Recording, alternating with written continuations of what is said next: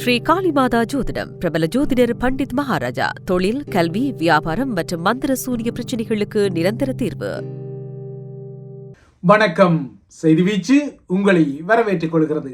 இன்றைய செய்தி வீச்சு 2 பகுதிகளாக வருகின்றது. முதல் பகுதி, வளைகுடா போரின் அதிர்வுகள் தற்போது இலங்கை தீவையும் தீண்ட முற்படும் நிலையில் இந்த ரசாயன மாற்ற அதிர்வுகள் காத்திருக்கின்றன. 2வது பகுதியில் தமிழக தேர்தல் நிலவரங்கள் மற்றும் தமிழக செய்திகள் காத்திருக்கின்றன.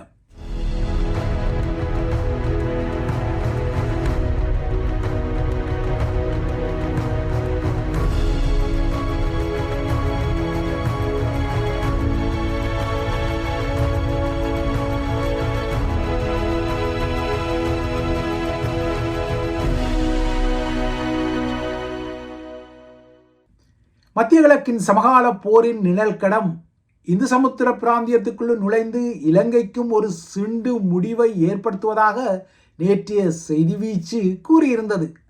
ஆனால் இப்போது போகிற போக்கை பார்த்தால் இது நிழல் போர்க்களமாக அல்ல, நிஜமாகவே இது இலங்கையை கடுமையாக தீண்டிவிடுமோ என்ற அச்சத்தை ஈரானிய கடற்படை சார்ந்த கடந்த 48 மணி நேர அதிர்வுகள் இலங்கையிலும் ரசாயன மாற்றங்களை உருவாக்கியுள்ளது. இதனால் மத்திய கிழக்கு மோதல் இன்று 7வது நாளுக்குள் பூந்த நிலையில் அங்கிருந்து சில 1000 கிலோமீட்டர் தூரத்தில் உள்ள இலங்கையிலும் இவை பின் அதிர்வுகளாக அதிரத் தலைப்படுகின்றன.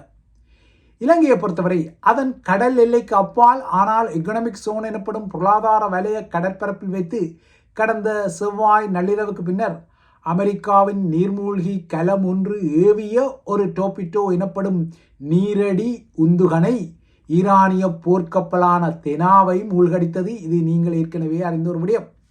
ஆனால் இந்த தெனா மூழ்கடிக்கப்பட்ட பின்னர் அந்த தெனாவுக்கு பின்னால் இந்தியாவிலிருந்து ஈரானை நோக்கி பயணித்த இன்னொரு போர்க்கப்பலான புஷருக்கு பெரும் சவால் நிலைமை ஒன்று எழுந்திருந்தது.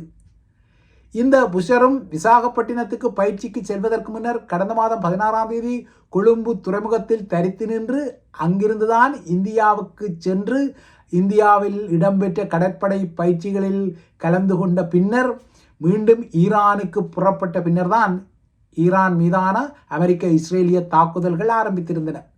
இந்த நிலையில் தன்னுடன் இந்தியாவில் நின்ற சக போர்க்கப்பலான தெனா தாக்கப்பட்டு மூழ்கடிக்க பின்னர் தாமும் அதே பாணியில் அமெரிக்க நீர்மூழ்கி கலத்தால் தாக்கப்படக்கூடும் என்ற அச்சத்தில் இந்த புஷர் போர்க்கப்பல் நேற்று இலங்கையில் தஞ்சம் கோரியிருந்தது. அதனைத் தொடர்ந்து ஸ்ரீலங்கா அரசு தலைவர் அனுரகுமார திசாநாயக்கா அவசரமாக நேற்று ஒரு சிறப்பு ஊடக சந்திப்பை நடத்தினார். அதன் பின்னரான அதிர்வுகள் இன்று வரை தொடர்கின்றன. அமெரிக்காவால் மூழ்கடிக்கப்பட்ட ஈரானிய போர்க்கப்பலில் இருந்து உயிர் தப்பி கொண்ட மாலுமிகளும் கடற்படையினரும், அதேபோல அந்த தாக்குதலில் கொல்லப்பட்ட 80க்கு மேற்பட்ட ஈரானிய மாலுமிகளின் உடலங்களும் ஏற்கனவே இலங்கையில் உள்ள நிலையில் புஷர் கப்பல் தனது இயந்திரங்களில் ஒன்று பழுதடைந்து விட்டதான ஒரு காரணத்தை முன்வைத்து இலங்கை எல்லைக்குள் நுழைந்து இந்த தஞ்ச நிலையை பெற்றுள்ளது. உலகளாவிய ரீதியில் பணியாற்றும் ஈரானிய ராஜதந்திரிகள் அந்தந்த நாடுகளில் அரசியல் தஞ்சம் கோரலாம் என அமெரிக்க அரசு தலைவர் டொனால்ட் ட்ரம்ப் அறிவித்த நிலையில் அந்த அறிவிப்புக்கு சமாந்தரமாக ஈரானிய போர்க்கப்பலின் இந்த இலங்கை தஞ்ச நிலை வந்திருக்கின்றது. புஷர் போர்க்கப்பலின் இயந்திரம் உண்மையில் பழுதானதோ அல்லது சேதமடைந்ததோ தெரியாது. ஆனால் கைது செய்யப்படும் அரசியல்வாதிகளுக்கு உடனடியாக சடுதி நோய்கள் வருவது போல இந்த கப்பலுக்கும் இலங்கை துறைமுகம் ஒன்றில் நங்கூரமிடும் தேவைக்காக இவ்வாறான ஒரு இயந்திர பழுது காரணம் தேவைப்படத்தான் செய்யும். ஏனென்றால் இவ்வாறான காரணங்கள் கூறப்படாமல் இந்த கப்பல் ஸ்ரீலங்காவுக்கு நுழைந்தால் அதனை போர்க்காலத்தில் அனுமதிப்பது சிக்கல் என்பதால் இந்த தொழில்நுட்ப பழுது காரணம் ஸ்ரீலங்காவுடன் குசுகுசுக்கப்பட்ட பின்னர் ஈரானிய தரப்பால் அறிவிக்கப்பட்டிருக்கவும் கூடும். இவ்வாறான பழுது கதையை மையப்படுத்தி இலங்கை துறைமுகத்தில் இந்த கப்பலை நங்கூரமிட அனுமதிப்பதாக ஸ்ரீலங்கா அரசு தலைவர் அனுரகுமார திசாநாயக்காவும் குறிப்பிட்டுக் கொண்டார். அத்துடன் நடுநிலை நாடான ஸ்ரீலங்கா அதன் அனைத்துலக பொறுப்புகளை நிறைவேற்றும் பணிகளுக்காக ஈரானிய போர்க்கப்பலையும் அதில் இருந்தவர்களையும் தமது பொறுப்பில் எடுப்பதாகவும், அதாவது ஸ்ரீலங்காவின் பொறுப்பில் எடுப்பதாகவும் குறிப்பிட்டார். இந்த அறிவிப்புக்கு பின்னர் இலங்கையின் கடல் எல்லைக்குள் புஷர் கப்பல் நுழைந்ததும் அதில் இருந்த 208 ஈரானிய மாலுமிகள் மற்றும் கடற்படையினர் ஸ்ரீலங்கா கடற்படையினரால் கொழும்பு துறைமுகத்துக்கு கொண்டு செல்லப்பட்டு அதன் பின்னர் வெலிசரையில் உள்ள ஸ்ரீலங்கா கடற்படை முகாமுக்கு கொண்டு செல்லப்பட்டுள்ளார்கள். இவ்வாறு கொண்டு செல்லப்பட்டவர்களில் 53 பேர் அதிகாரிகள் தரத்தில் உள்ளதாகவும் தெரிகின்றது. அதாவது இப்போது இந்த கப்பலும் அதில் உள்ளவர்களும் ஸ்ரீலங்காவின் பொறுப்பில் இருப்பதால் அமெரிக்காவோ அல்லது இஸ்ரேலோ தொந்தரவு செய்யக்கூடாது என்பது கொழும்பு அதிகார மையத்தின் ஒரு வினயமாக வந்திருக்கின்றது. முன்னதாக இந்த விடயம் கொழும்பில் உள்ள அமெரிக்க தூதரகத்துக்கும் இஸ்ரேலிய வெளியுறவு அமைச்சருக்கும் ஸ்ரீலங்கா தரப்பால் சொல்லப்பட்டதாகவும் தெரிகின்றது. டொனால்ட் ட்ரம்ப் அனைத்துலக விதிகளை எல்லாம் மதித்து இந்த கப்பலை விட்டு வைப்பார் என்ற விடயத்தில் ஸ்ரீலங்காவுக்கு ஐயமும் அச்சமும் இருக்கின்றது. ஏனென்றால் போர்க்களத்தில் இல்லாத ஆயுதம் ஏதாந்த கப்பலை தாக்கக்கூடாது என்ற ஒரு அனைத்துலக விதி இருந்தாலும் அந்த விதி மதிக்கப்படாமல் தான் இந்தியாவில் ஒரு அனைத்துலக கடற்படை பயிற்சியில் பங்கேற்ற ஈரானிய டெனா தாக்கப்பட்டு மூழ்கடிக்கப்பட்டது. இது அனுரகுமார திசாநாயக்காவும் அறியாத கதையல்ல. இதனால் இந்த கப்பலை கொழும்பில் நங்கூரமிட வைத்து ஒருவேளை அதற்கு அடிக்க அமெரிக்கா முடிவு செய்தால், அவ்வாறு நடந்துவிட்டால் அது கொழும்பு துறைமுகத்துக்கும் ஆபத்தை ஏற்படுத்தும் என்பதை உணர்ந்து அந்த கப்பலை திருமலை துறைமுகத்துக்கு கொண்டு செல்லும் முடிவும் ஸ்ரீலங்கா அரசாங்கத்தால் எடுக்கப்பட்டுள்ளது. இதன் பின்னர் தான் நேற்று அனுரகுமார திசாநாயக்கா ஒரு அவசர ஊடக சந்திப்பை நடத்தி தாங்கள் தெளிவான நிலைப்பாட்டை எடுத்ததாகவும் தாம் எப்போதும் பாரபட்சமாக நடந்து கொள்ளவில்லை, இந்த போரில் நடுநிலைமை வகிப்பதாகவும் எந்த நாட்டுக்கும் அடிபணியவும் இல்லை என ஒரு சமாளிப்பு நிலையை வெளிப்படுத்தி கொண்டார். அத்துடன் தஞ்சங்கோரிய ஈரானிய கப்பலில் 300 சிறார்கள் இருந்ததாக சமூக ஊடகங்கள் அடித்துவிட்ட செய்திகள் வதந்திகள் எனவும் அவர் ஒரு நிராகரிப்பை செய்தார். அனுரகுமார திசாநாயக்காவை பொறுத்தவரை ஒவ்வொரு உயிரும் விலை மதிப்பு அற்றது என்பதால் யாரும் இவ்வாறு நடுக்கடலில் பலியாகக்கூடாது எனவும் குறிப்பிட்டார். ஆனால் இவ்வாறாக கடந்த 16 வருடங்களுக்கு முன்னர் பல்லாயிரக்கணக்கானவர்கள் இலங்கையில் விலை மதிப்பிற்ற உயிர்களை கொண்டிருந்தாலும் அவர்கள் தமிழர்கள் என்ற காரணத்தால் அவர்களின் உயிர்கள் குரூரமாக குடிக்கப்பட்டது. அவ்வாறாக அவர்களின் உயிர்களை குடித்த ஸ்ரீலங்கா படைத்துறையை இன்னமும் அனுரவால் பொறுப்பேற்க செய்ய முடியவில்லை என்பது வேறு முடியும். ஆகையால் ஊருக்கு உபதேசங்களை மத்திய கிழக்கு போரை மையப்படுத்தி கொழும்பு அதிகார மைய தலைகள் செய்வது தெரிகிறது. இதற்கிடையே இலங்கை கடல் எல்லைக்கு அப்பால் ஈரானிய போர்க்கப்பலை மூழ்கடித்த டொபிட்டோவை ஏவிய அமெரிக்க நீர்மூழ்கி கப்பலில் ஆஸ்திரேலிய கடற்படையைச் சேர்ந்த 3 இருந்த விடயத்தை இன்று வெள்ளிக்கிழமை ஆஸ்திரேலிய பிரதமர் அந்தோனி அல்பானிஸ் உறுதிப்படுத்திய புதிய பரபரப்பு செய்தியும் வந்திருக்கின்றது. இந்தோ பசிபிக் கடற்பகுதியில் சீனாவின் செல்வாக்கை கட்டுப்படுத்தும் இலக்குடன் 2021 முதல் ஆஸ்திரேலியா, பிரித்தானியா ஆகிய நாடுகள் அமெரிக்காவுடன் இணைந்து நடத்தும் ஓக்குஸ் பயிற்சி ஒப்பந்தத்தின் அடிப்படையில் ஆஸ்திரேலியர்களும் இந்த நீர்மூழ்கியில் இருந்ததாக குறிப்பிட்டுள்ள ஆஸ்திரேலிய பிரதமர் ஈரானுக்கு எதிரான எந்த ஒரு தாக்குதல் நடவடிக்கையிலும் ஆஸ்திரேலிய படையினர் பங்கேற்கவில்லை எனவும் குறிப்பிட்டிருக்கின்றார்.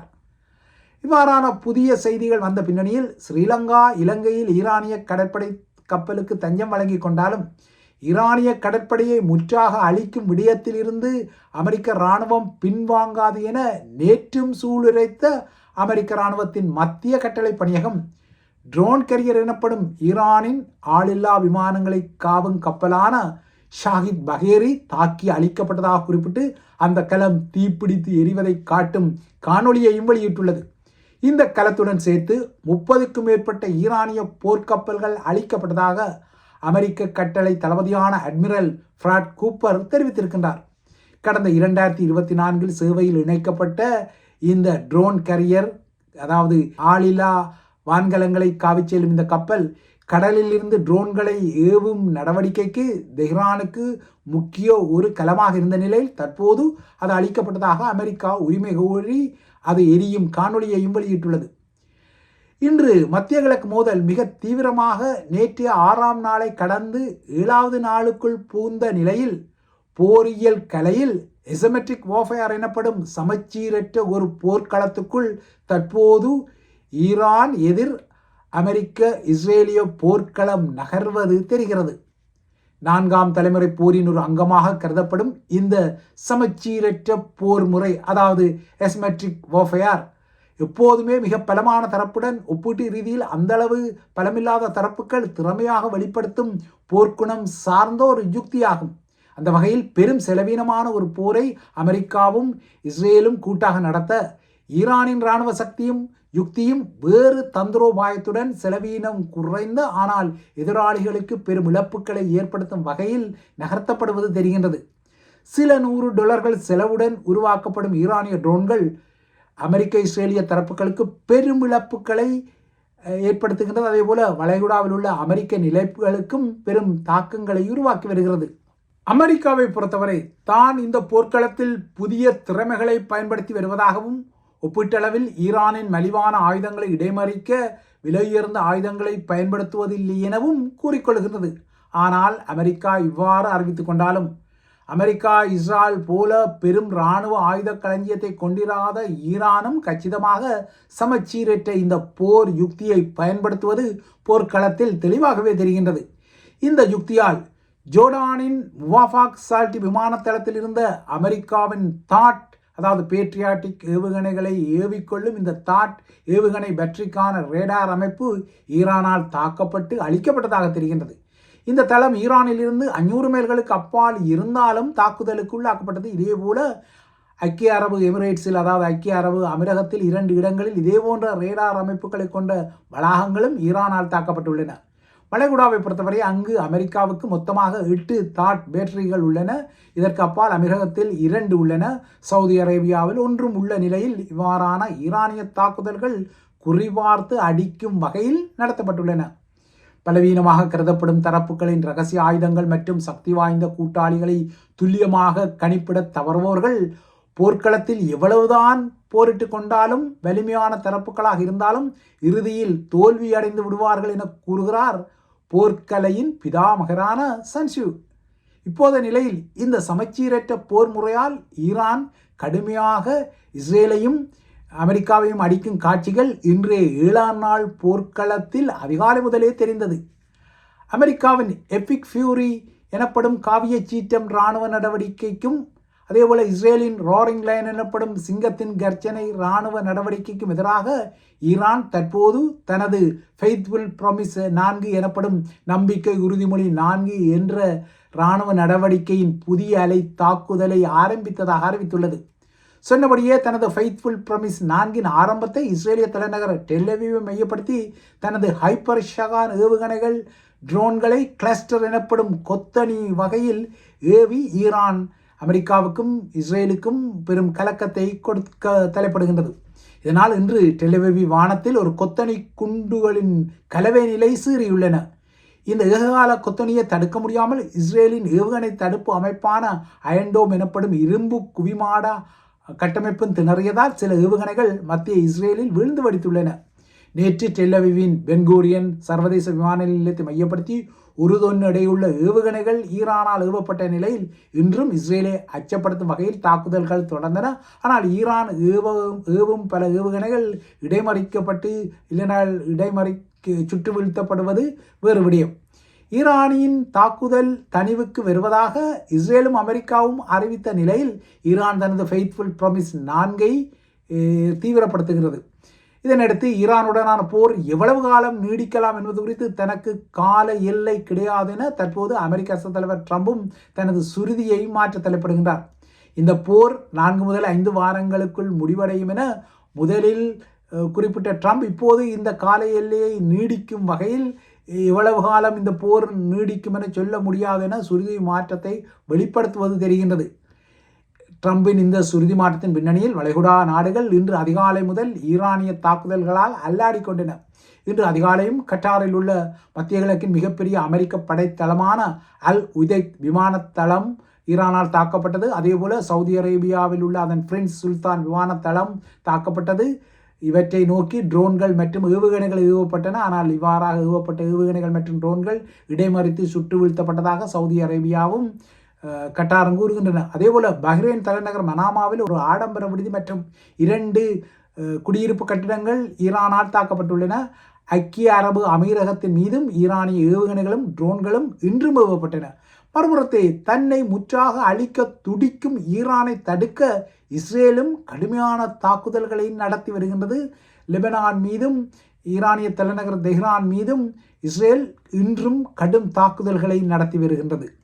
ஈரானுடனான போரில் அடுத்த கட்டத்திற்கு தமது நாடு நகர்ந்து விட்டதாக நேற்று இஸ்ரேலின் இராணுவ தளபதி அறிவித்த நிலையில் இன்று 2 தரப்பின் தாக்குதல்கள் வளைகுடாவில் தீவிரமடைந்தன.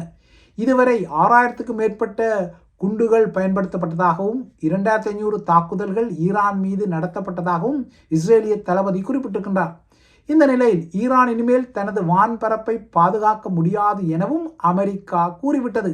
அதாவது ஈரான் வான்பரப்பு இப்போது இஸ்ரேல் மற்றும் அமெரிக்காவின் கட்டுப்பாட்டுக்குள் வெறும் வகையில் நிலைமை உள்ளதாக அமெரிக்கா கூறுகின்றது. இந்த நிலையில் வளைகுடா நாடுகளின் தற்பாதுகாப்பு கோரிக்கைகளின் அடிப்படையில் தனது விமானம் தாங்கி கப்பலான ஷார்ல் டி கோல் நாளை சனிக்கிழமை மத்திய தரை கடலில் இருக்கும் என பிரான்ஸ் அறிவித்திருக்கின்றது. வளைகுடா பிராந்தியத்தில் தற்போது பிரான்சின் 12 ரஃபேல் போர் விமானங்கள் ஈரானிய ட்ரோன்களை இடைமறித்து தாக்குதல்களை நடத்தி வருகின்றன. இந்த தாக்குதல்கள் தற்பாதுகாப்பு தாக்குதல்கள் என பிரான்ஸ் கூறிக்கொள்கின்றது. வளைகுடாவில் உள்ள தனது தளங்களையும் அதேபோல வளைகுடாவின் நட்பு நாடுகளையும் காக்க இந்த நடவடிக்கை எடுக்கப்படுவதாக அறிவித்துள்ள பிரான்ஸ் இப்போது தனது விமானம் தாங்கி கப்பலான ஷார்ல் டி கோல் மத்திய தரை கடலுக்கு செல்வதை உறுதிப்படுத்தியிருக்கின்றது. அடுத்து தமிழக நிலவரங்களை நோக்கிக் கொண்டால், கத்தரிக்காய் முற்றினால் சந்தைக்கு வருவது போல தமிழக வெற்றி கழக தலைவரும் நடிகருமான விஜயின் மனைவி சங்கீதா அவரிடமிருந்து விவாகரத்து கோரி வழக்கு ஒன்றை தொடர்ந்த நிலையில் அந்த வழக்கில் பெயர் குறிப்பிடப்படாமல் சுட்டிக்காட்டப்பட்ட ஒரு நடிகையுடனான தொடர்பை நிரூபிப்பது போல சென்னையில் நடந்த திருமண நிகழ்ச்சி ஒன்றுக்கு விஜயும் நடிகை திரிஷாவும் ஜோடியாக சென்று பங்கேற்றமை ஊடகங்களுக்கு புதிய தீனியாக மாறியுள்ளது. இவர்கள் இருவரும் அணிந்திருந்த ஆடைகளும் ஒரே மாதிரியாக இருந்த விடயமும் தற்போது அவதானிக்கப்பட்டதால் இந்த புதிய செய்தி இப்போது தமிழக ஊடகங்களில் வாத பிரதிவாதங்களுக்கு உள்ளாக்கப்பட்டு வருகின்றது. இந்த சம்பவத்துக்கு அப்பால் திமுக காங்கிரஸ் இடையே நீடித்த தொகுதி பங்கீடு நேற்று உடன்பாடு ஒன்றின் மூலம் முடிவுக்கு வந்துள்ளது. அதன்படி காங்கிரசுக்கு 28 சட்டப்பேரவை தொகுதிகளையும் ஒரு மாநிலங்களவை இடத்தையும் திமுக ஒதுக்கியுள்ளது. இதற்கிடையே விரைவில் தமிழகம், மேற்கு வங்கம் உட்பட்ட மாநிலங்களில் சட்டப்பேரவை தேர்தல்கள் நடைபெறவுள்ள நிலையில் தமிழ்நாடு மற்றும் மேற்கு வங்கத்தில் சர்ச்சைக்குரிய ஆளுநர்கள் அதிரடியாக இடம் மாற்றப்பட்டுள்ளனர். தமிழக ஆளுநர் RN ரவி மேற்கு வங்கத்துக்கு மாற்றப்பட்டுள்ளார். கேரள ஆளுநர் ராஜேந்திர விஸ்வநாத் தமிழக ஆளுநர் பொறுப்புக்கு மேலதிகமாக நியமிக்கப்பட்டிருக்கின்றார். மேற்கு வங்க ஆளுநராக இருந்த CV ஆனந்த் போஸ் தனது பதவியிலிருந்து விலகிய நிலையில் இந்த மாற்றங்கள் வந்துள்ளன. தமிழக ஆளுநர் RN ரவி கடந்த 2021 முதல் அந்த பொறுப்பில் தமிழகத்தில் இருந்த நிலையில் அவருக்கும் திராவிட முன்னேற்ற கழக அரசாங்கத்துக்கும் இடையே பதற்றமான உறவுகள் நிலவி வருகின்றன. தமிழ்நாடு சட்டப்பேரவையில் நிறைவேற்றப்பட்ட பல சட்ட மசோதாக்களுக்கு ஒப்புதல் வழங்காமல் ஆளுநர் இழுத்தடிப்பது சட்டவிரோதம் என இந்திய உச்சநீதிமன்றம் தீர்ப்பளித்த நிலையில் இப்போது தமிழக ஆளுநர் அதிரடியாக இடமாற்றத்திற்கு உள்ளாகியுள்ளார். இவைதான் IBC தமிழின் செய்தி வீச்சின் முக்கிய விடயங்கள். தொடர்ந்தும் IBC தமிழுடன் இணைந்திருங்கள்.